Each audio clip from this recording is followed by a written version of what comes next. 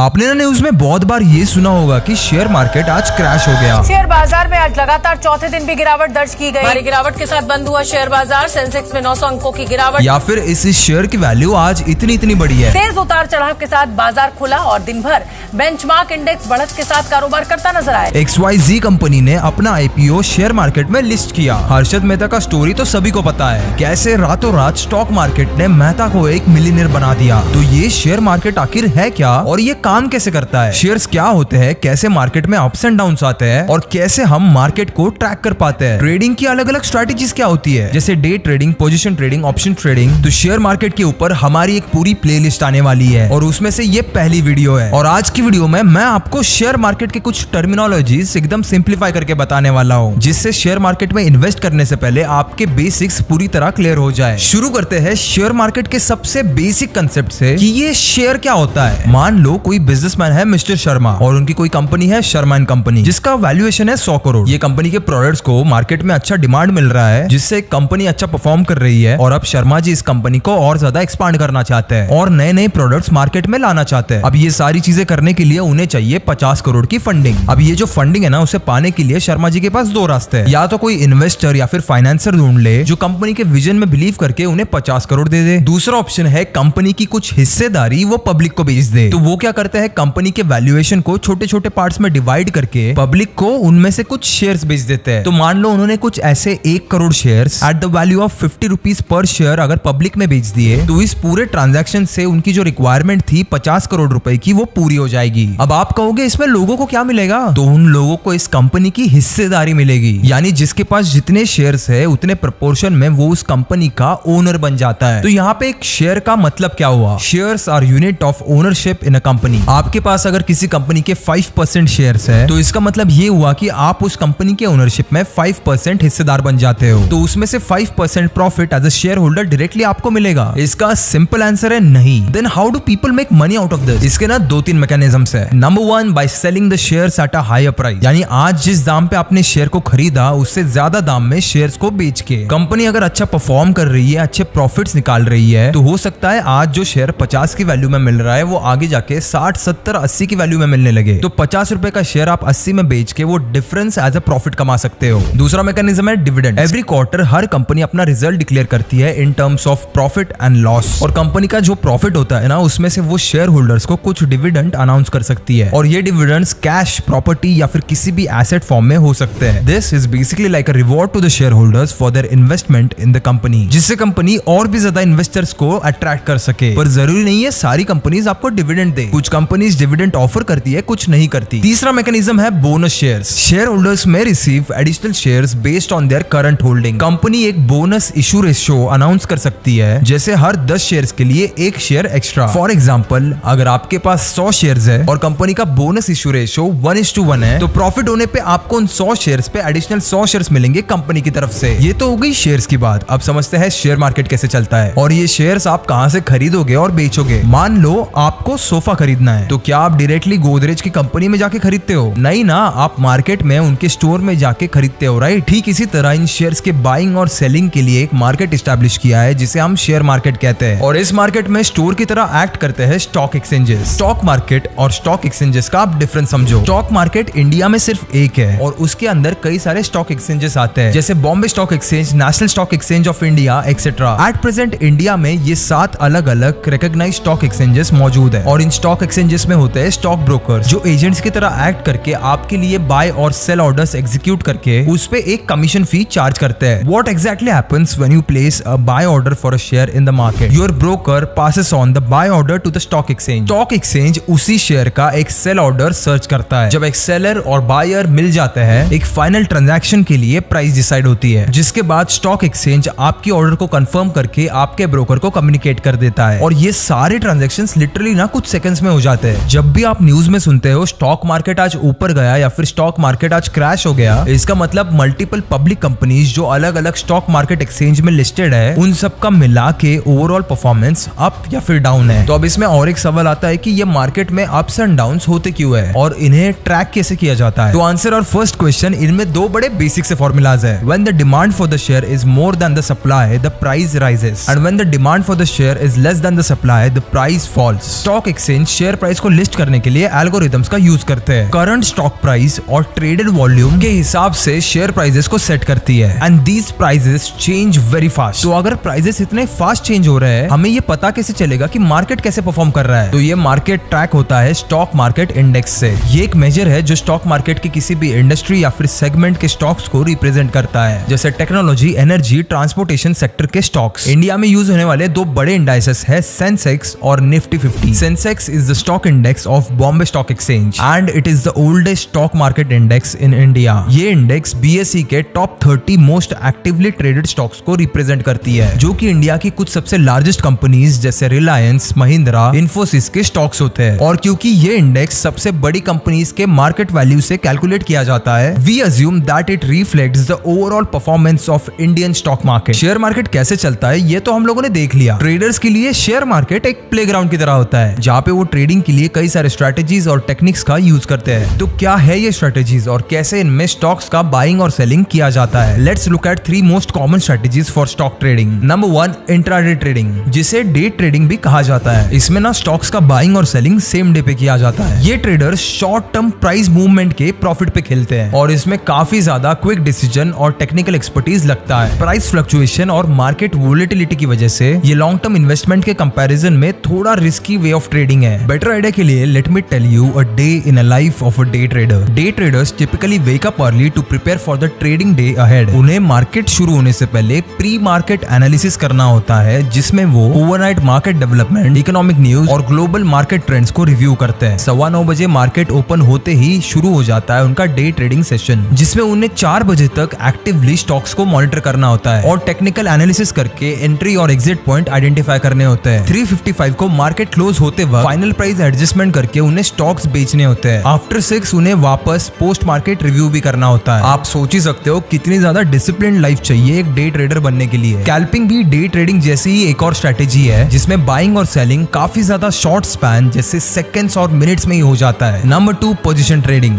ये इसके बिल्कुल ऑपोजिट एक लॉन्ग टर्म ट्रेडिंग स्ट्रेटेजी है, जिसमें स्टॉक्स को एक लंबे समय तक यानी कुछ महीनों से लेकर कुछ सालों तक होल्ड किया जाता है। इसमें शॉर्ट टर्म प्राइस से ज्यादा लॉन्ग टर्म ट्रेंड्स पे फोकस किया जाता है। फॉर एग्जांपल, हम सभी को पता है कि एप्पल कंपनी कई सालों से बहुत ज्यादा तगड़े प्रोडक्ट्स को डिलीवर करती आई है। तो इस कंपनी के हिस्टोरिक ट्रेंड्स को देखते हुए हम लोग ये कह सकते हैं कि this company is well positioned for long term growth and future prospects. और लॉन्ग टर्म में इन स्टॉक्स को बाय करना प्रॉफिटेबल होगा। Number 3, swing trading. Swing trading ना शॉर्ट टर्म और लॉन्ग टर्म के कहीं बीच में आता है, जिसमें ट्रेडर्स मार्केट के स्विंग के साथ यानी अप ट्रेंड और डाउन ट्रेंड के हिसाब से शॉर्ट टर्म या फिर लॉन्ग टर्म में इन्वेस्ट कर सकते हैं। तो बस आज की वीडियो के लिए इतना ही। मैं नहीं चाहता कि आपके ऊपर एक ही वीडियो में मैं इतनी सारी इन्फॉर्मेशन डाल दूं कि आप उसे समझ ही ना पाओ। इसीलिए मैं स्टॉक मार्केट की सिंप्लीफिकेशन को एक सीरीज में बनाना चाहता हूँ और इस सीरीज का एपिसोड 2 बहुत ही जल्द आएगा। तो बस यही था आज की वीडियो के लिए। तब तक के लिए कीप इंस्पायरिंग।